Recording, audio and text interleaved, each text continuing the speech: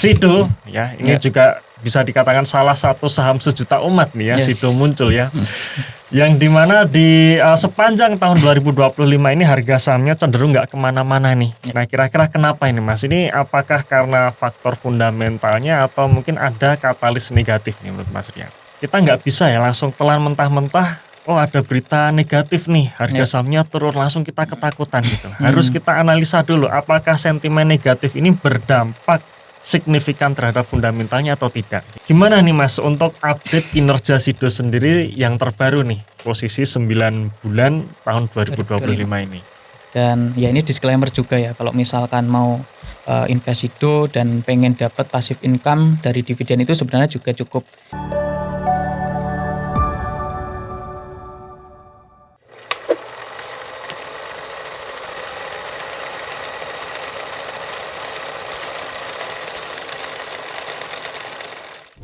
Halo teman-teman investor, ketemu lagi di sesi The Investor Talk ya. Dan kali ini kita akan membahas salah satu saham yang ada di watchlist The Investor.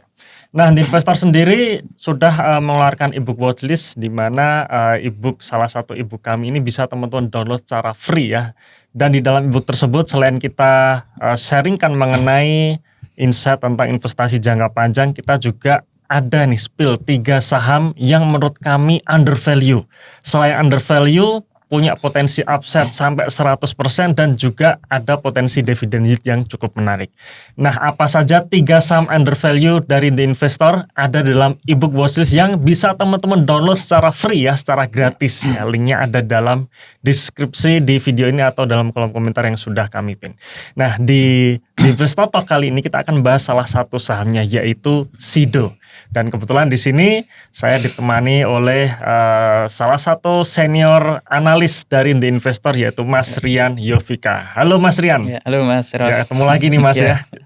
Oke, dan kali ini ya kita akan membahas salah satu saham yaitu saham Sido yang telah merilis kinerja Q3 2025 ya, alias ya kita akan melanjutkan story dari pembahasan Sido sebelumnya ya. Karena kalau kita bicara mengenai investasi jangka panjang ya kita harus mengetahui story perkembangan kinerjanya seperti apa ya. Jadi bukan hanya pergerakan harga saham jangka pendek saja, tidak, tetapi bagaimana dengan fundamentalnya, tentang prospeknya seperti apa. Nah, kita akan langsung membahasnya dengan salah satu senior analis kami ya. Nah, Mas Rian, langsung saja nih Mas Rian. Sido ya, ini juga bisa dikatakan salah satu saham sejuta umat nih ya, Sido muncul ya. Yang dimana di sepanjang tahun 2025 ini harga sahamnya cenderung nggak kemana-mana nih. Ya, kisaran cuma 500 ya, mau naik dikit turun lagi 500. Mau ada pembagian dividen mulai naik, habis itu turun lagi. Nah, kira-kira kenapa ini Mas? Ini apakah karena faktor fundamentalnya atau mungkin ada katalis negatif nih menurut Mas Rian?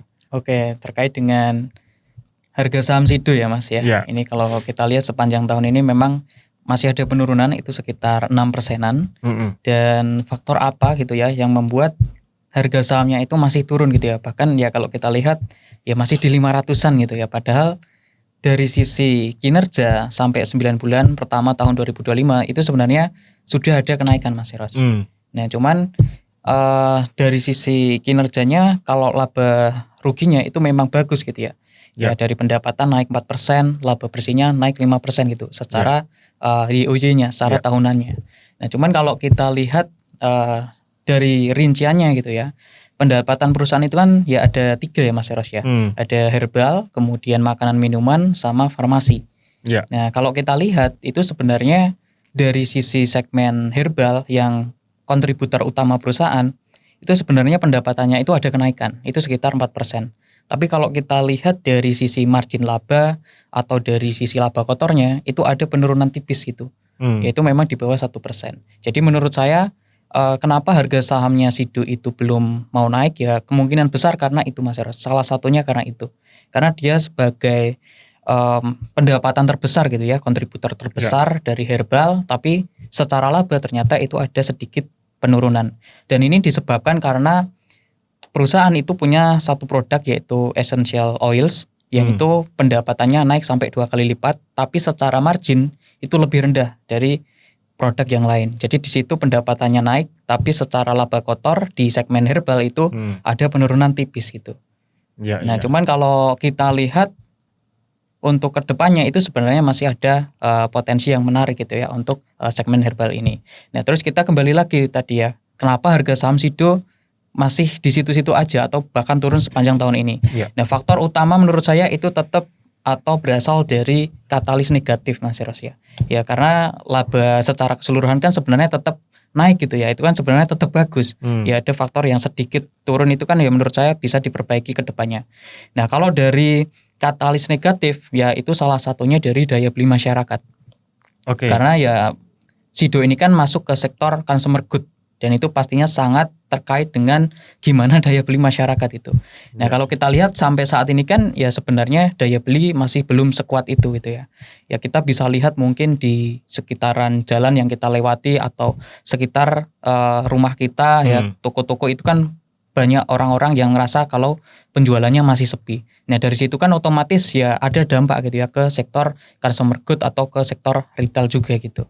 Oke, nah itu faktor pertamanya gitu ya. Nah, kemudian kalau katalis negatif yang lain itu ada cukai minuman berpemanis dalam kemasan.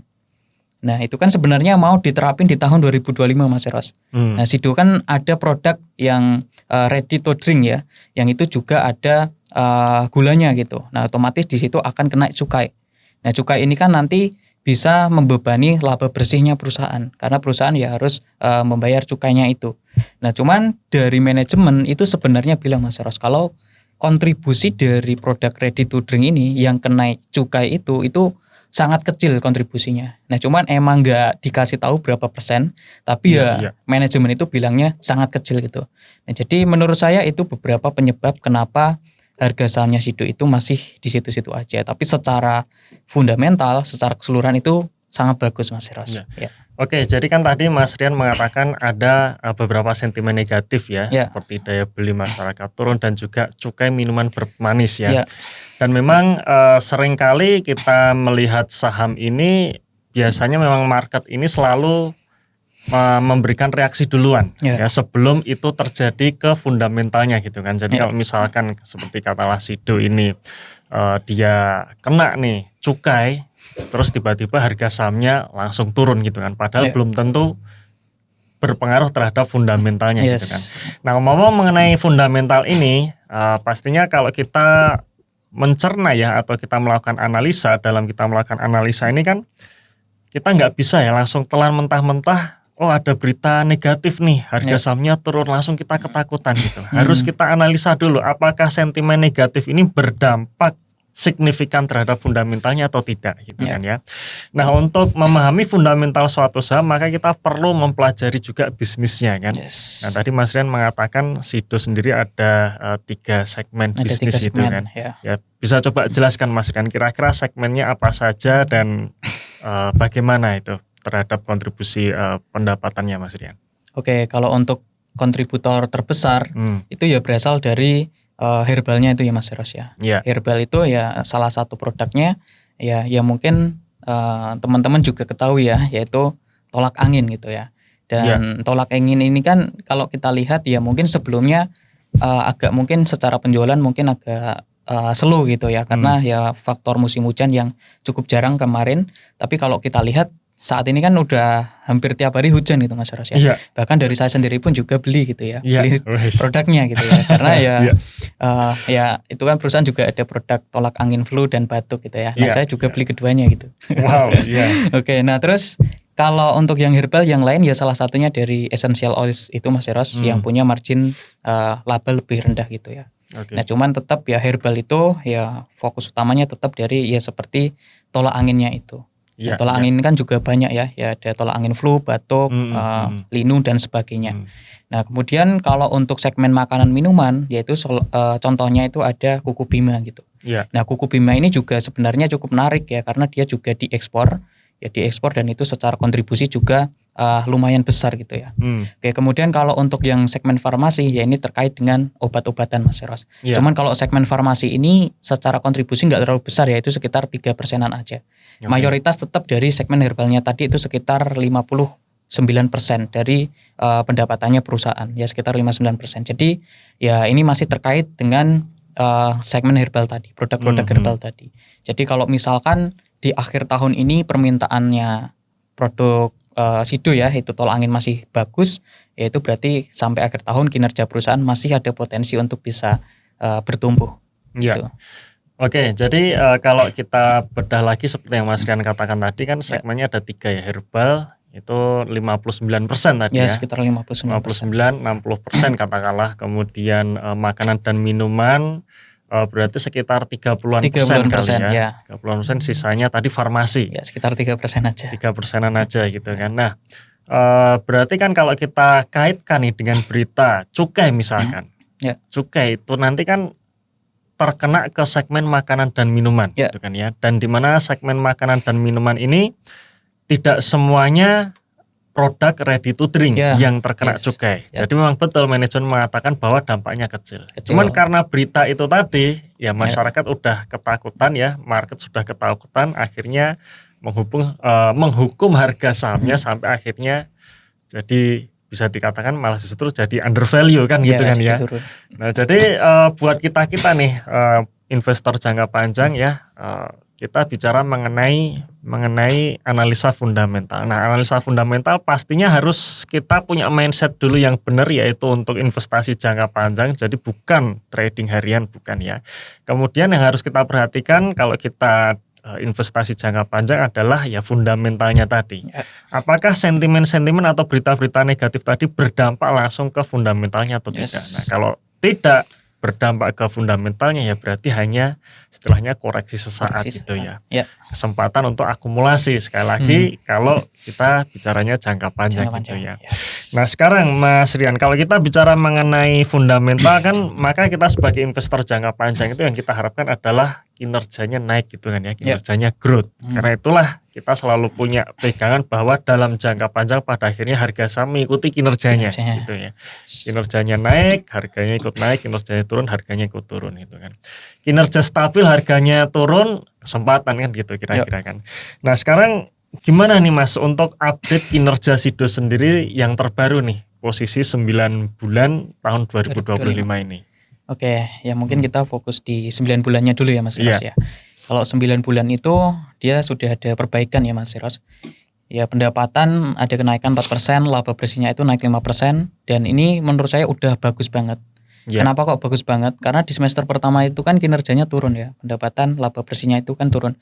Bahkan di kuartal pertama kan itu laba bersihnya kalau nggak salah turun sampai 40% itu. Nah, jadi itu kan ya kemarin makanya harga sahamnya Sido kan sempat turun ke 500 ya karena itu ya kinerjanya itu jatuh gitu. Nah setelah itu bisa berangsur-angsur pulih sampai di 9 bulan itu sudah ada kenaikan. Nah cuman harga sahamnya masih ya naiknya nggak terlalu tinggi kan, dari 500 ke 550 aja gitu. Nah itu sebenarnya ada peluang yang menarik gitu. Nah itu kedorong sama apa? Ya kedorong sama beberapa penjualan perusahaan yang itu mengalami kenaikan ya, itu di sisi ekspor. Ekspor itu ada kenaikan sampai 23%. Kemudian kalau di domestik dalam negeri itu masih stabil Mas Ros. Padahal manajemen juga bilang kalau di domestik itu ya masih ada tantangan ya, misalkan dari daya beli masyarakat, dan kalau secara global yaitu terkait dengan makroekonomi yang penuh ketidakpastian. Ya contohnya karena ada tarif impor dari Amerika Serikat. Nah, jadi perusahaan masih bisa bertumbuh gitu ya, masih bisa bertumbuh, ekspornya bahkan naik 23%. Nah itu untuk kinerja 9 bulan. Tapi kalau kita lihat secara kuartalan, ya Q3 ya dari bulan Juli sampai September dibandingkan Q2 bulan April sampai Juni tahun 2025 itu memang ada penurunan Mas Ros. Ya dari pendapatan sampai laba itu turun, dan itu sebenarnya kalau kita bandingkan secara historinya dalam beberapa tahun terakhir itu memang Q3 itu wajarnya turun. Jadi kalau misalkan Q3 saat ini turun, ya itu sebenarnya nggak masalah gitu ya. Nah faktornya apa? Menurut saya ini terjadi karena dari segmen herbal gitu ya, itu yang terjadi pelemahan. Karena kalau di Q3 itu kan musim hujan agak jarang gitu ya. Jadi di situ permintaannya ada pelemahan gitu Mas Ros. Nah nanti biasanya di Q4, nah bagusnya di Q4 itu permintaannya biasanya tinggi banget Mas Ros. Ya, biasanya tinggi banget, dan itu juga bisa mendorong target atau bisa mencapai target dari manajemen. Karena kalau kita lihat target pendapatan sampai laba bersih tahun ini kan ada kenaikan lebih dari 5% Mas Ros. Dan di Q4 itu biasanya bagus karena ya salah satunya kondisi saat ini, yaitu ada musim hujan. Gitu. Wah, menarik ya. Biasanya kuartal 4 ada permintaan itu tadi ya. Mungkin karena juga ditambah liburan ini kan. Biasanya tolak angin itu jadi apa namanya? Ya jadi makanan di saku lah ya untuk perjalanan ya. Perjalanan panjang ya. Oke, nah kalau historinya sendiri gimana nih Mas Rian? Histori kinerja dari Sido itu sendiri dan juga ya proyeksi sampai akhir tahun nanti. Menurut Mas Rian gimana Mas? Oke, kalau histori dalam beberapa tahun yaitu kan di 2022, 2023 itu kan laba bersihnya turun Mas Ros ya. Itu dalam tren yang turun, makanya harga saham Sido pun juga ikut dari 1.000 tiba-tiba turun ke 500-an gitu ya. Nah, itu kan by the way harga saham Sido pernah ke 1.000 ya. Pernah ke 1.000 ya. Jadi sekarang 500-an berarti wah masih ada potensi menarik gitu. Iya, betul. Nah, setelah jatuh di tahun 2023 itu ya ini kan sudah berangsur pulih. 2024 udah ada kenaikan lagi dan 2025 itu masih ada potensi naik. Ya ini mengacu kinerja 9 bulan karena ada kenaikan laba bersih 5%. Dan dari manajemen itu juga optimis kinerja tahun ini ada kenaikan tadi ya lebih dari 5%. Nah ini kedorong sama apa ya, salah satunya dari inovasi produk, ya ada produk baru, kemudian juga memperlebar pangsa ekspornya Mas Eros. Ya karena pangsa ekspor ini baru sekitar 10% dari total pendapatan perusahaan. Dan itu sudah masuk ke 34 negara. Cuman kan ya di dunia ini kan banyak negara gitu ya. Jadi kan Sido masih bisa masuk ke sana gitu ya. Masih bisa masuk ke negara lain dan nanti mungkin secara kontribusi ekspor itu bakalan bagus banget ke depannya. Nah jadi itu menurut saya cukup menarik dan mungkin tadi juga bahas terkait yang ready to drink ya Mas Eros. Jadi perusahaan itu juga ada inovasi produk yang mana membuat produk ya, bikin produk baru itu dengan less sugar gitu ya. Jadi gula yang rendah. Nah, jadi perusahaan juga mengantisipasi hal tersebut. Jadi ya produknya itu lebih atau semakin sehat gitu ya, semakin bagus. Nah, jadi untuk historinya seperti itu Mas Eros ya. Jadi saat ini sudah berangsur pulih ya, harapannya ya harga sahamnya akan mengikuti. Tapi ternyata yang terjadi secara realita harga sahamnya malah di situ-situ aja. Ya, seperti itu. Jadi mumpung belum naik gitu. Ya, mumpung belum naik. Oke, nah sekarang kita bicara mengenai dividen, Mas Rian. Ya, karena memang salah satu yang diincar dari saham Sido ini kan, Sido ini terkenal royal bagi dividen. Nah, kira-kira gimana nih Mas untuk dividen dari Sido sendiri menurut Mas Rian? Oke, kalau dividen Sido itu menurut saya sangat bagus ya Mas Ros. Itu sangat menarik dan ya ini disclaimer juga ya, kalau misalkan mau invest Sido dan pengen dapat passive income dari dividen itu sebenarnya juga cukup menarik. Karena kalau ngelihat potensi saat ini itu dividen yield sekitar 7%-an Mas Ros. Ya, karena kalau kita lihat tahun buku 2024 ya itu kan payout rasionya Sido itu sampai 100% dari laba bersihnya. Jadi 100% laba bersih dibagi sebagai dividen. Dan kalau kita hitung pakai dividen per saham ya dibagi dengan harga saham 550-an, yaitu dividen yieldnya tembus sekitar 7%-an. Dan kalau misalkan tahun buku 2025 itu laba bersihnya beneran naik dan dibagi 100% juga, nah itu kan otomatis dividen yieldnya tambah besar Mas Eros. Kalau acuannya masih pakai harga 550-an gitu, itu bisa tembus sampai 7,4%. Dan kalau misalkan ke depannya payout rasionya itu masih 90%, 95%, 100%, itu bakalan bagus banget Mas Eros. Maksudnya tambah gede kalau kita belinya di 550-an. Kenapa? Ya karena ketika laba bersihnya semakin gede, kan perusahaan masih ada potensi growth ya Mas Eros. Utilisasi pabriknya Sido itu baru sekitar 50%. Jadi perusahaan masih ada potensi untuk ningkatin produksinya. Tadi ekspornya baru 10% aja. Nah itu kan berarti bisa ditingkatin semuanya Mas Eros. Nah ketika laba bersihnya makin besar, otomatis di situ nanti kalau dibagikan dividen semua atau 90%, ya dividen per saham makin besar. Dari yield itu juga potensinya makin bagus. Bahkan kemarin juga sempat saya hitung Mas Eros. Kalau misalkan laba bersih tahun 2030-an gitu ya, itu tembus 2 triliun dan dibagi dividen semua, itu dividen yield bisa tembus sekitar 12% gitu. Dengan harga saham 550 gitu ya. Jadi itu bagus banget gitu ya kalau acuannya saat ini. Dengan prospek ke depan ya pastinya tadi ya. Jika proyeksinya sesuai dengan skenario tadi ya. Karena ini juga Mas Eros, laba bersih Sido tahun 2018 itu sekitar 500 miliar, 500-600 miliar. Nah sekarang kan jalan 7 tahun ya berarti 2025, nah itu kan sudah tembus 1,2 triliun. Jadi udah naik 100%. Berarti kalau 2030 growth-nya sama gitu ya, berarti kan ada potensi ke 2 triliun. Seperti itu. Sip. Nah, Kemudian lagi Mas Rian tentang valuasi. Nah, gimana kalau dari pandangan Mas Rian tentang valuasi Sido ini yang katanya sih selalu dianggap mahal gitu ya? Oke, ya kalau Sido sendiri memang secara PBV itu kan memang cukup besar ya Mas Eros ya. Secara nilainya kan ya sekitar 4 kalian gitu ya, 4 kali. Nah itu kan biasanya dianggap wah ini udah over value gitu ya. Nah cuman kalau kita mau beli Sido dengan PBV 0,5 kali, berarti nanti belinya di harga berapa tuh? 50 atau 100 gitu ya. Nah itu kan berarti kayak mustahil ya Mas Eros ya. Kinerja perusahaan bagus, dividennya sebesar itu. Masa harga sahamnya di 100, nanti dividen yieldnya tembus 20% gitu. Siapa orang-orang yang nggak mau beli gitu ya. Bahkan sebelum jatuh ke 100, orang-orang pada sudah antri di harga mungkin 450 atau 500 gitu.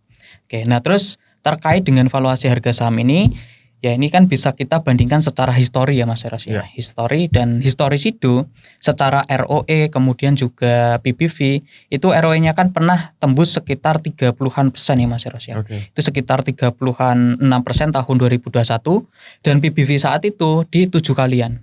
7,5 kalian lah. Nah sekarang ROE-nya itu juga udah tembus 30-an persen Mas Eros. Itu di sekitar 35-36%.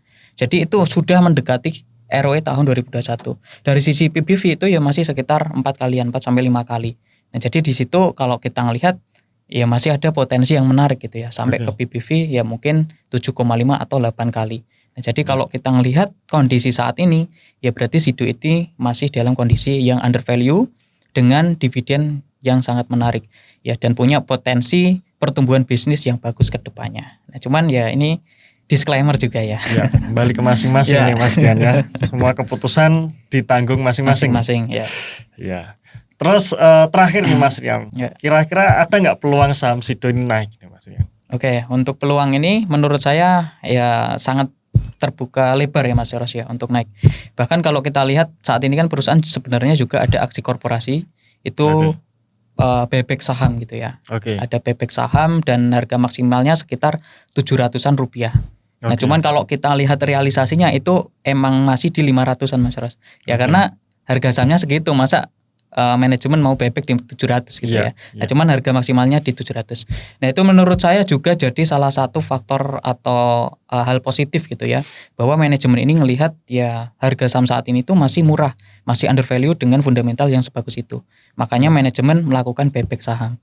Nah terus karena manajemen yang seoptimis itu belinya ya ada buyback gitu ya dengan harga maksimal 700, yaitu otomatis ya menurut saya ada potensi harga sahamnya lanjut naik lagi gitu ya, yaitu bisa di atas 700 gitu. Nah kemudian faktor yang lain itu ya salah satunya dari kinerjanya tadi Mas Eros ya. Kalau misalkan bisnisnya bisa growth, ekspornya makin besar, produknya makin banyak, terus juga dinikmati sama semua orang karena dia juga masuk ke Gen Z, anak-anak itu juga masuk ya produknya. Nah jadi kalau misalkan itu growth, laba bersihnya makin besar, cetak ATH ya harga sahamnya pun mungkin bisa tembus ke 1000 juga gitu ya. Bisa ke all time high-nya juga. Di lain sisi kalau misalkan daya beli masyarakat kedepannya bagus ya ekonomi bagus, yaitu potensi tercapai itu sangat besar gitu Mas Eros. Ya. Oke, itu menarik ya. Tapi sekali lagi ini semua disclaimer ya teman-teman sekalian ya. Jadi review kali ini kita sudah bahas mengenai Sido dan sekali lagi ini bukan rekomendasi jual atau beli, tidak, tapi kita hanya mereview saja secara fundamental, secara prospek ke depan ya. Dan sekali lagi silakan teman-teman untuk download ebook watchlist-nya ya, karena kami sudah ada nih 3 saham ebook, 3 saham di dalam ebooks yang menurut analisa kami itu masih kategori under value. Reviewnya bisa teman-teman baca di ebook watchlist kami. Tinggal download saja free, gratis ya. Oke, mungkin itu teman-teman sekalian untuk The Investor Talk kali ini. Terima kasih. Kita jumpa lagi di sesi The Investor Talk selanjutnya. See ya.